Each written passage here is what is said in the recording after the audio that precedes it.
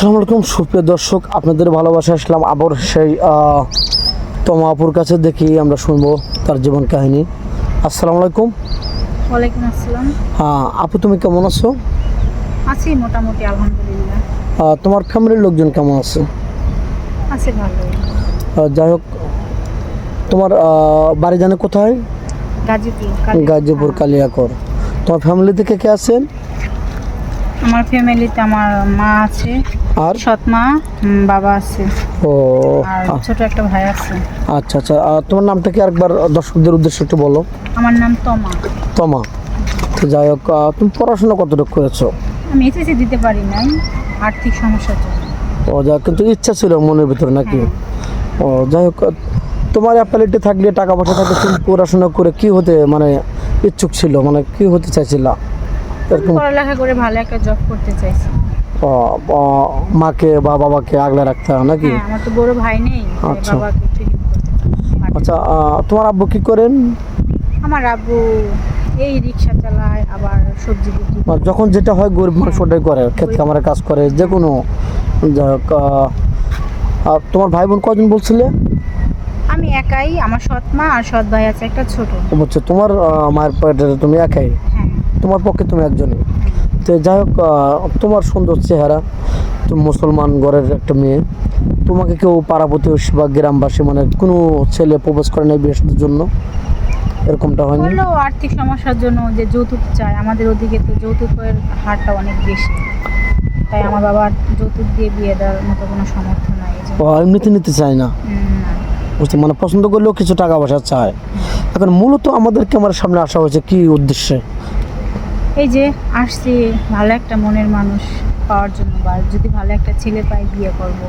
আমার বাবার 5 টাকা খরচ করে বিয়ে দেওয়ার মতো সামর্থ্য নাই, সেজন্য আপনাদের শুনছি আপনারা অনেক অসহায় মেয়েদেরকে বিয়ে সাথে দিয়ে দিচ্ছেন, সেজন্য এখানে আসছি যেন আমিও একটা ভালো একটা স্বামী পাই, তার হাত ধরে আমি সারা জীবন থাকতে পারি এবং সে আমাকে অনেক ভালোবাসতে পারে, আমিও তাকে অনেক ভালোবাসতে পারি। আর তার সঙ্গে আমি সারা জীবন থাকতে চাই, এমন একজন মানুষ আমি চাই। সুপ্রিয় দর্শকবৃন্দ, কেউ ভিডিওটা স্কিপ করবেন না। আর অসহায় মেয়েদের ভিডিও নিয়ে আমরা আসছি, তাদের জীবন কাহিনী কিছুটা হলেও তুলে ধরবো। কেউ দয়া করে অনুরোধ করে বলছি, কেউ ভিডিওটা স্কিপ করবেন না। আর 5-7 মিনিটের মধ্যে কারোর জীবন গল্প শেষ করা হবে না, আমরা যতটুকু পারি আপনাদের সাধ্য মতো আমরা ভিডিওটা করব ইনশাল্লাহ। তো যাই হোক, তোমার বয়সটা কত বলছিলে? আমার বয়স 24। তোমার কত বছর তোমার একটা পারফেক্ট মানুষ তুমি চাও, মানে কত বছর হলে তুমি ম্যাচিউরড হবে মনে করো? আসলে বয়স তো কোনো ব্যাপার না, বয়স তো শুধু একটা সংখ্যা, তাই না?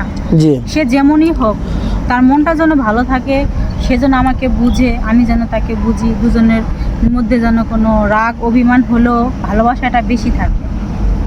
বুঝতে পারছি, কথাগুলো খুবই ভালো লাগলো।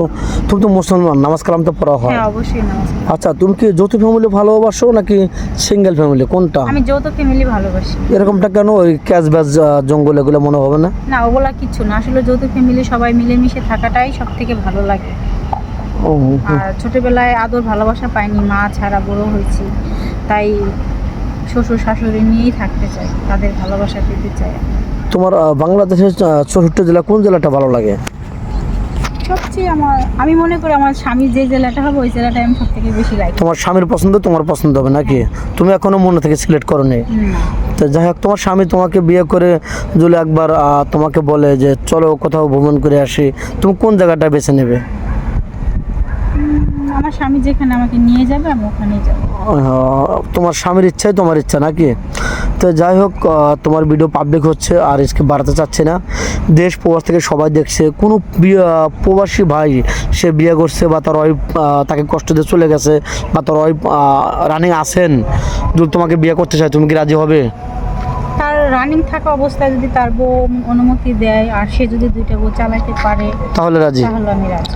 আচ্ছা, স্ক্রিপ্টটা বাড়াতে চাচ্ছি না, তোমার নাম্বারটা স্ক্রিনে দিয়ে দাও।